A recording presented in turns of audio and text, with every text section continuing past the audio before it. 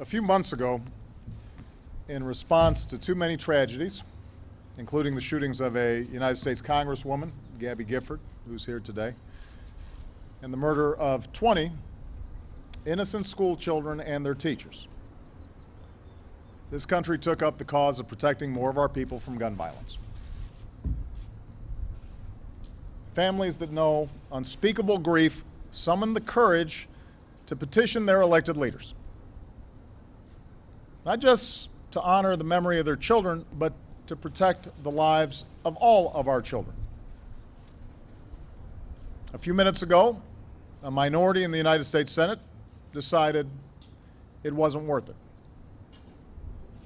They blocked common sense gun reforms, even while these families looked on from the Senate gallery. By now, it's well known that 90% of the American people support universal background checks that make it harder for a dangerous person to buy a gun.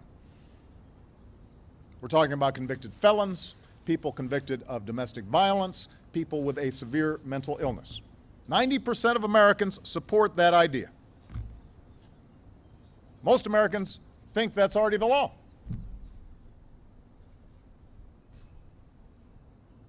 And a few minutes ago, 90% of Democrats in the Senate voted for that idea. But it's not going to happen because 90% of Republicans in the Senate just voted against that idea. A majority of senators voted yes to protecting more of our citizens with smarter background checks. But by this continuing distortion of Senate rules, a minority was able to block it from moving forward. Now, I'm going to speak plainly and honestly about what's happened here, because the American people are trying to figure out how can something have 90% support and yet not happen. We had a Democrat and a Republican, both gun owners, both fierce defenders of our Second Amendment, with A grades from the NRA, come together and work together to write a common sense compromise on background checks. And I want to thank Joe Manchin and Pat Toomey for their courage in doing that. That was not easy, given their traditional strong support for Second Amendment rights.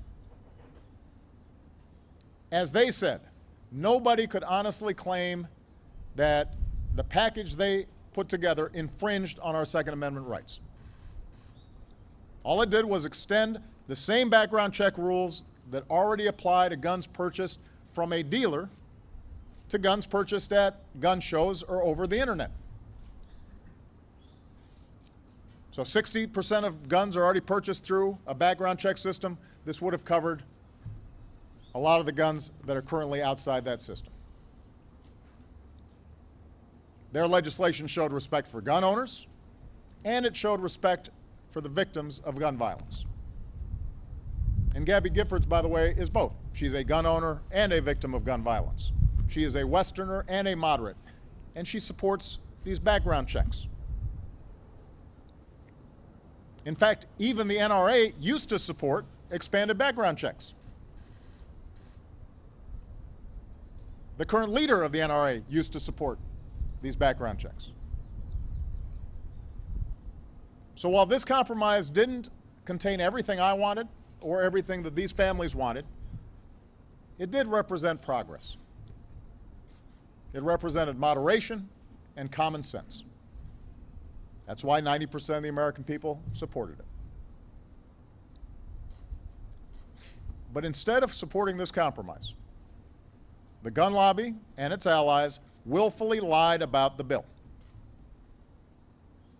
They claimed that it would create some sort of big brother gun registry, even though the bill did the opposite.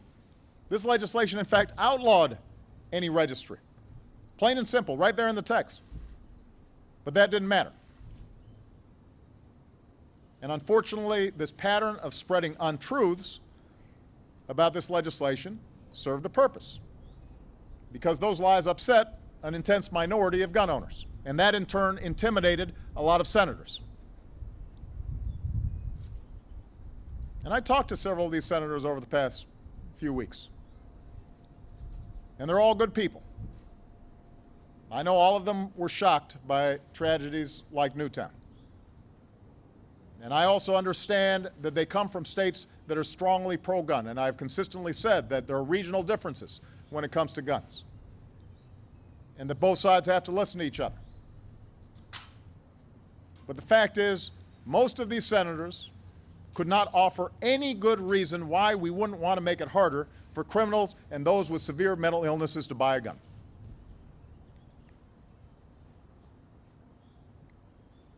There were no coherent arguments as to why we wouldn't do this. It came down to politics. The worry that that vocal minority of gun owners would come after them in future elections. They worried that the gun lobby would spend a lot of money and paint them as anti-Second Amendment. And obviously a lot of Republicans had that fear, but Democrats had that fear too. And so they caved to the pressure. And they started looking for an excuse, any excuse, to vote no. One common argument I heard was that this legislation wouldn't prevent all future massacres. And that's true. As I said from the start, no single piece of legislation can stop every act of violence and evil. We learned that tragically just 2 days ago. But if action by Congress could have saved one person, one child, a few hundred, a few thousand, if it could have prevented those people from losing their lives to gun violence in the future while preserving our Second Amendment rights, we had an obligation to try. And this legislation met that test. And too many senators failed theirs.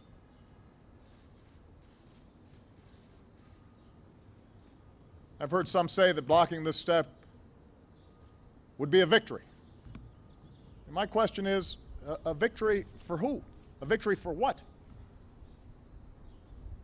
All that happened today was the preservation of the loophole that lets dangerous criminals buy guns without a background check. That didn't make our kids safer. Victory for not doing something that 90% of Americans, 80% of Republicans, the vast majority of your constituents wanted to get done?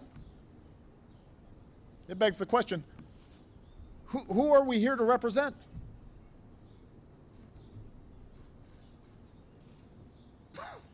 I've heard folks say that having the families of victims lobby for this legislation was somehow misplaced. A prop, somebody called them. Emotional blackmail, some outlets said. Are they serious? Do we really think that thousands of families whose lives have been shattered by gun violence don't have a right to weigh in on this issue? Do we think their emotions, their loss, is not relevant to this debate?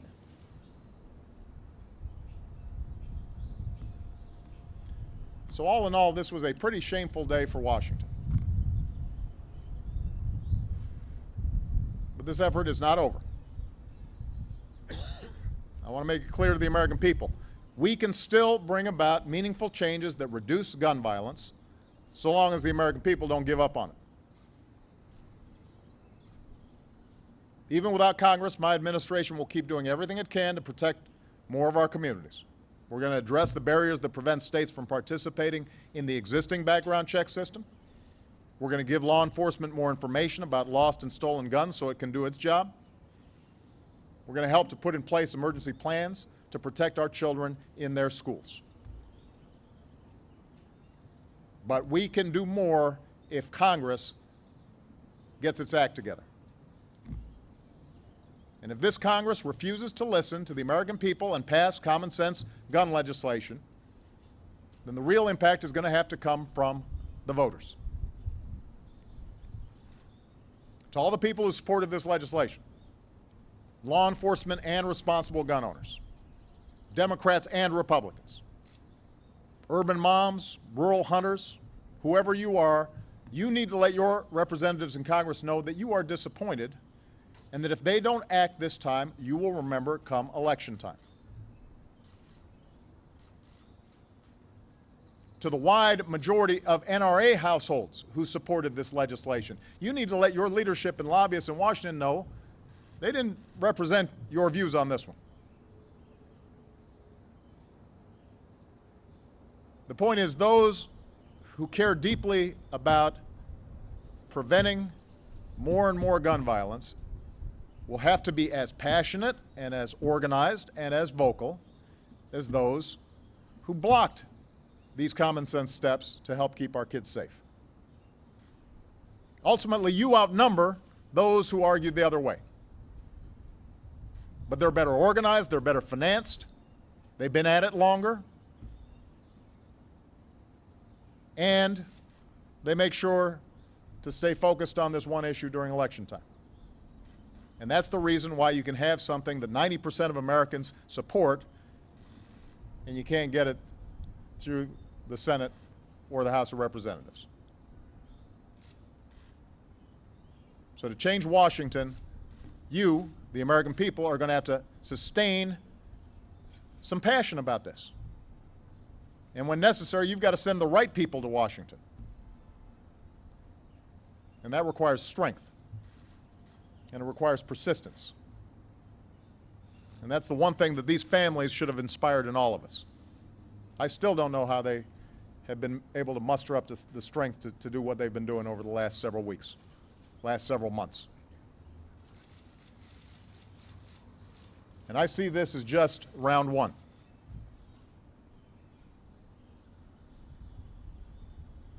You know, when Newtown happened, I met with these families and I spoke to the community and I said, something must be different right now. We're going to have to change.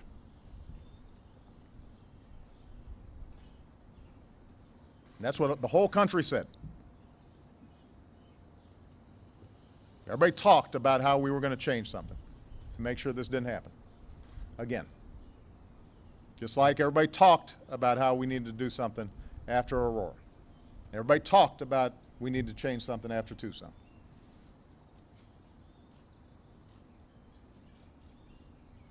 And I'm assuming that the emotions that we've all felt since Newtown, the emotions that we've all felt since Tucson and Aurora and Chicago, the pain we share with these families and families all across the country who've lost a loved one to gun violence, I'm assuming that's not a temporary thing.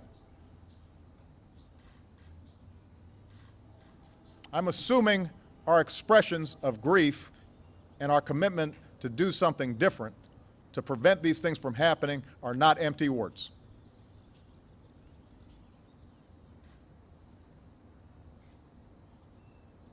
I believe we're going to be able to get this done.